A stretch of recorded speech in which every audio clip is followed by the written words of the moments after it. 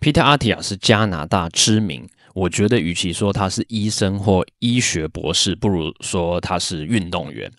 如果要一句话概括他的专业，那就是延年益寿策略家。不过Attia博士的方法与其说吃啥喝啥，他最重视的就是有氧跟肌耐力运动。Attia本人的体态也跟职业运动员没两样，他曾经2度游泳过加州 Catalina Channel， 距离约31公里。为了让大家更快速吸收 Peter Attia 的心法， Life Kaizen 将为大家把英语圈的生活改善新知，定期以超浓缩+画重点的形式制作成影片，供各位朋友参考及分享。您的支持是我持续做这个节目的动力，喜欢的话请务必订阅、点赞、按小铃铛哦。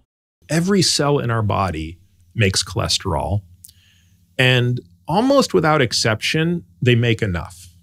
There are a handful of times, however, when a cell needs to borrow cholesterol from another cell. Okay, so how would you do this, right? You have to be able to transport cholesterol from one cell to another. The most logical place you would transport this is through the circulation. And the problem with circulation is it's water. Plasma is water. So now you have this problem, which is I want to transport cargo that is hydrophobic in a hydrophilic medium. Can't do it. So if you think about all the things that we transport in our blood, sodium, electrolytes, glucose, things like that, they're water soluble. It's easy. They just move back and forth in our blood with no chaperone. But when you want to move cholesterol, you have to package it in something that's hydrophilic. That something is called a lipoprotein. So we have these spherical molecules that are lipid on the inside, protein on the outside, lipoprotein.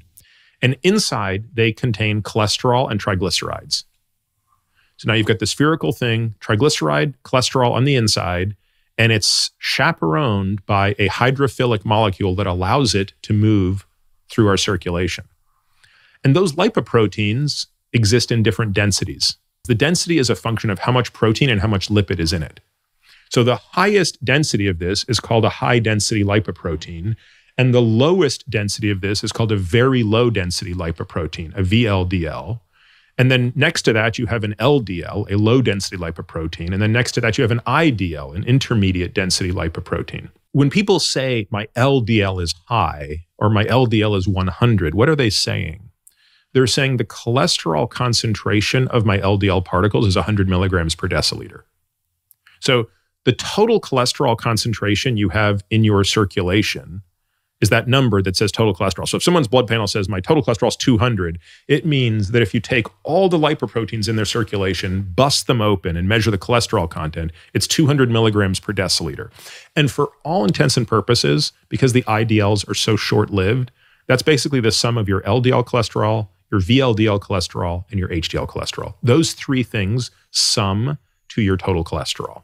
What about LDL little a that you mentioned earlier? LP little a is another, he's Yeah. another actor. He is a special type of LDL that, again, in sort of 10 to 20% of the population is a really bad actor. So that's an LDL that has another apolipoprotein on it called apolipoprotein little a. There are two broad families of lipoproteins. There are those that are wrapped in apoBs and those that are wrapped in apoAs. The apoA family is the HDL family. The apoB family is the VLDL, IDL, LDL family. I see. So for somebody who, let's say their total cholesterol is, let's just stay with 200 for simplicity. What do you like to see in terms of the HDL, LDL ratio? Couldn't care less. What? I only care about apoB. I only care about apoB. I care about the causative agent of atherosclerosis. apoB is the thing that drives atherosclerosis. And what levels are attractive or repulsive for you? When you see levels of apoB that are blank, you get really concerned. It depends on the person's objectives. I want to live to be 100. Yeah, so if I'm you assuming some taper. If you tell me you want to live to be 100, you're going to need to keep your apoB below 30 milligrams per deciliter. And basically what it comes down to is you want apoB to be as close to the level as it was when you were born. So we start developing heart disease when we're born. That's just the way it is. The autopsy studies make this abundantly clear.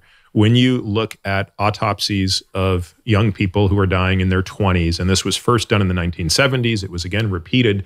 Again, it's always done after we have a war, right? So in the 1970s, it was done on people, who died in Vietnam. In the early 2000s, it was done on mostly young men, but some young women who were, dying in Iraq and Afghanistan. And we saw without any ambiguity that cardiovascular disease is already taking hold in people who are 18, 19, 20 years old. Wow. And to be clear, they aren't going to die of atherosclerosis at that age. They're still 40, 50 years away from it. But this is a lifelong disease. And we also know that the disease can't really develop until apoB reaches a certain threshold. And that's the threshold that most of us get to by the time we're, sort of in our teens.